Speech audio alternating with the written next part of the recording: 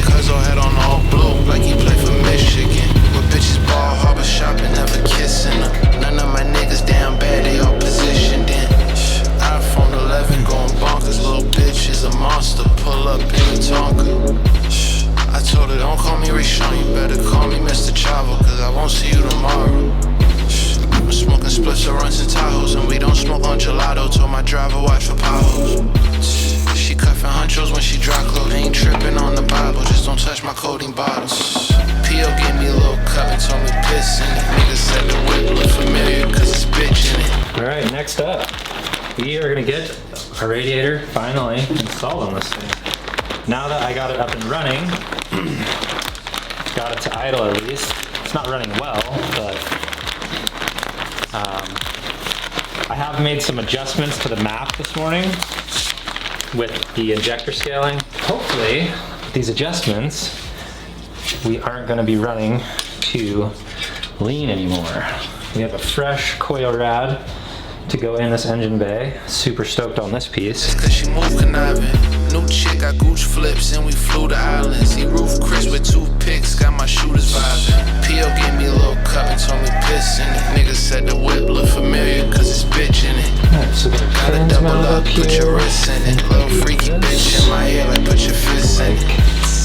Run with snakes, him hissing shit. Cuz all head on all blue like he play for Michigan. The bitches ball harbor shop and never kissing them. None of my niggas damn bad, they all positioned in. And there she goes.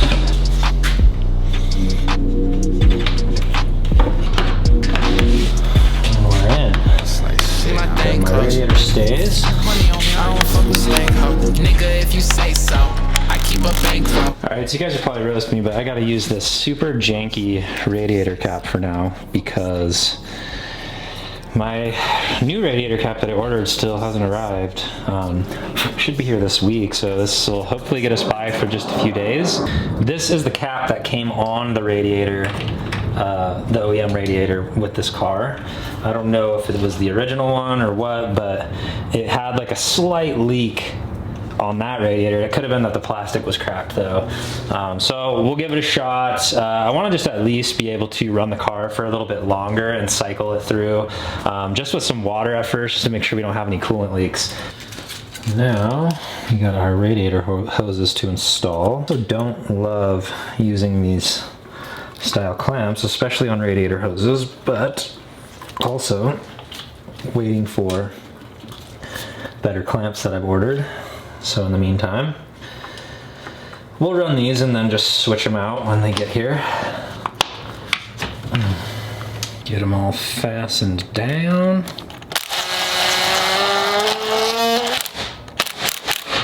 All right, got the lower radiator hose installed as well. Coolant expansion tank I got hooked up with the hoses, as well as our little coolant pipe right here with the hoses off of the upper expansion tank. Just tucked them under the intake and then they're routed down into their little homes there. You may have seen these little zip ties sticking off there. What those are for is I've just vacuum capped the little vacuum port on the fuel pressure regulator here, as well as the port from the hose coming off of our bypass valve. That is how you can set fuel pressure on these things if you're using an aftermarket regulator and you want it hooked up with the vacuum line there. Basically what you have to do is take the vacuum line off, cap these so they do not leak. So that's why I put zip ties on them, just for extra security. Fire up the car, adjust your pressure, and then you would want to turn the car off, obviously, take these vacuum caps off, and then put your vacuum hose back on and route it between. So what will end up happening is your fuel pressure will be set at, for me, I'm just using the OEM fuel pressure of 43.5 PSI. So I'll set it at that. I'll set it to 43.5 PSI with it just like this.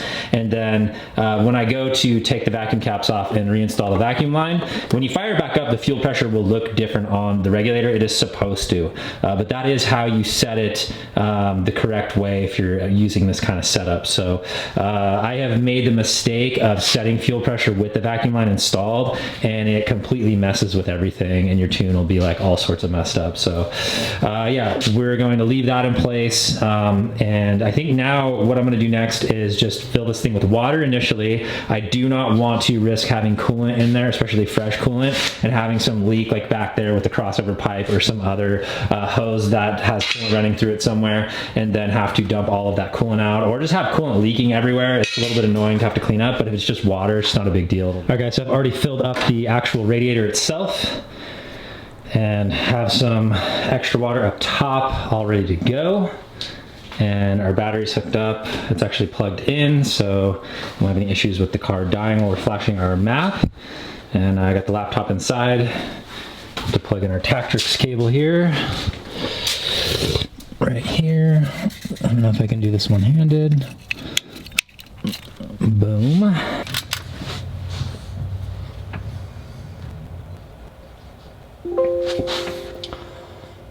Okay, we'll load D-man's logging parameters.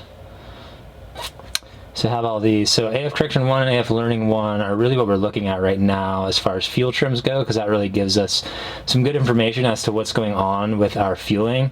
And then obviously AF Sensor number 1 is our AFR, which you can see right there. I don't know how easy this is for you guys to see on the camera right now, but that's what I'm looking at mostly. So I'm gonna leave that up, and then we're gonna fire this car up and see what happens.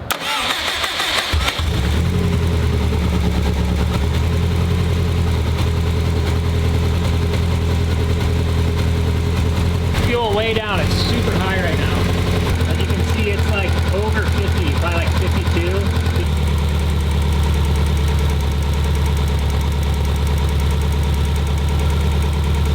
So far I don't see any coolant leaks. There's no more fuel leaks. I had a couple actually yesterday, but everything's looking pretty damn good. I just got fuel set. I think I'm gonna shut it down so we can reconnect our vacuum line for the fuel. I don't know that I have to do that necessarily, but that's kind of what I always do, so I'm just gonna stick to what I know. Let's see what our AFRs are looking like now. So we're kind of fluctuating between 14.7 to 15.1, which is way better. I mean, yesterday they were like 18, 19, because I totally messed up the injector scaling and the injector latency. So it's idling way better. Our fuel trims are still looking a little weird though. Like, we're still super positive on our air fuel correction. So that is a short-term trim, and yeah, I'm gonna have to data log this after it gets up to temp and then take a look at it in a lot more detail. It's probably really hard for you guys to see this. I'm sure the screen is like fluttering or whatever the hell they do, but it is looking way better. So I'm gonna let this idle for a little bit. Actually, I'm gonna shut it off. We're gonna reconnect that vacuum line and see what that does.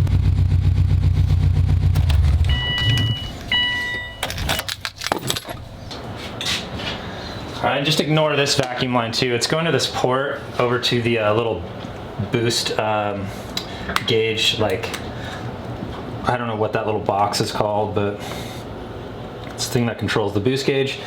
I'm just blocking it off with the vacuum line that I have right now, and I need more vacuum lines that are the appropriate lengths, and I just don't have them right now, so I'm just working with what I have to get this thing up and running. This guy to both sides here. This may not change anything right now as far as like how it's running, but I just would like to get it hooked up the way that I'm gonna have it before I data log the idle. All right, that should be good.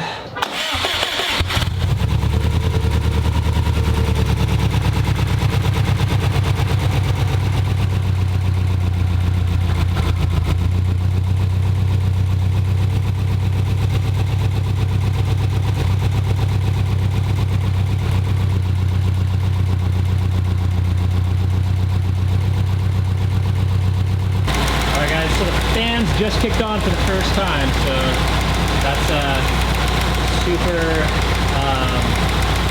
good sign.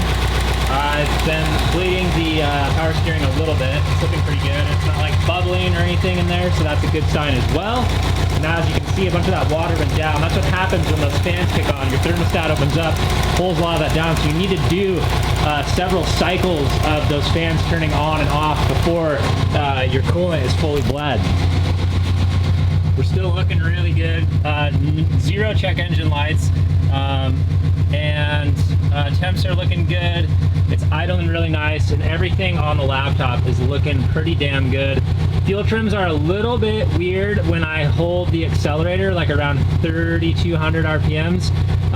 The discrepancy between the short-term and long-term fuel corrections is pretty out of whack and needs some work.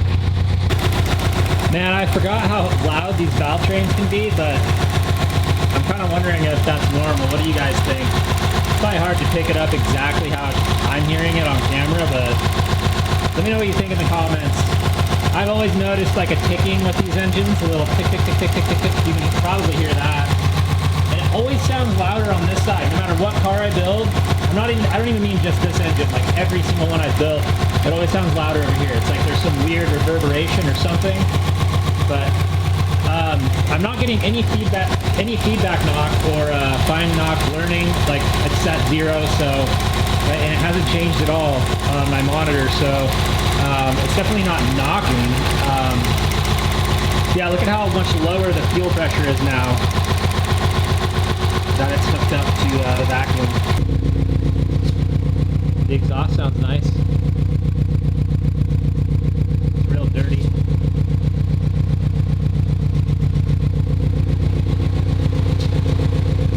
Alright guys, so it is the next morning and I am super stoked that we were able to get this thing up and running. I let it run for a while last night and completely burped the cooling system. I do have water in there right now, so we are going to have to redo it again, but I just wanted to get it all just burped out, ready to go, so as soon as we get everything else dialed on the car, like the brakes and also putting everything back together in the interior, we can actually put this thing on the ground and hopefully move it under its own weight as long as everything works with the transmission. So right now what I'm going to do this morning is drain the oil. I want to drain that oil and just check it and look for like just excessive amounts of metal.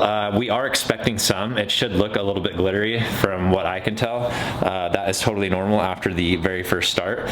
So I'm gonna drain it and then we'll refill it, and then that way we'll be good for like about 50 miles or so before we do the next oil change. So yeah, let's drain it and take a look at that oil and see what we're working with. Never really spun like this, creeping through my mind all night and day. I watch you like you on my wrist. Well, it looks really good still.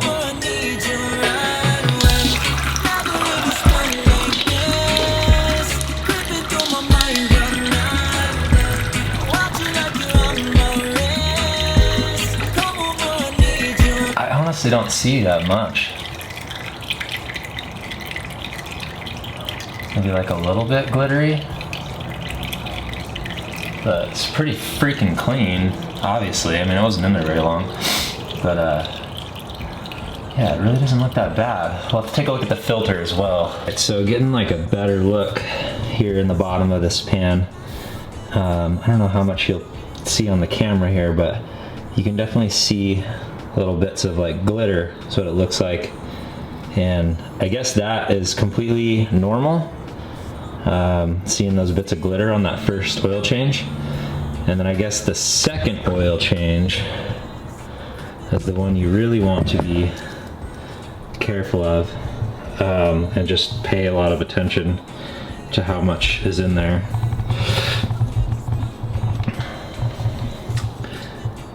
You know, I've never done this before, so I don't know exactly what is excessive, but this does not seem excessive to me. So, and it sounds like from everything I've read and things that I've watched that this is pretty typical. So, feeling pretty good about that. I just cut open the filter, and I did film it, but unfortunately my camera battery died right in the middle of it, so I can't show you what I found, but it was very similar to what we saw in the bottom of that pan, just like some basic like glitter inside the like filter. So everything looks good. There was no like obvious like big chunks of metal or excessive metal or anything like that. So I think we're all good to go. Just threw another filter on, filled it up with another 5 quarts of oil.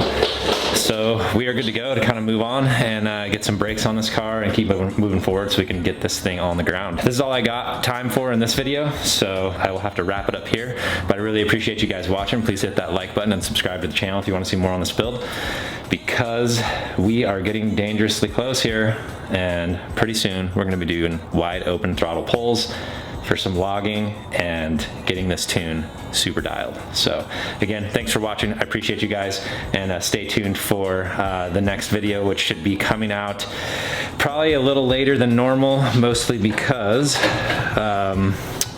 we got a lot of big changes happening on this channel, and my wife and I are actually in the process of moving clear across the country.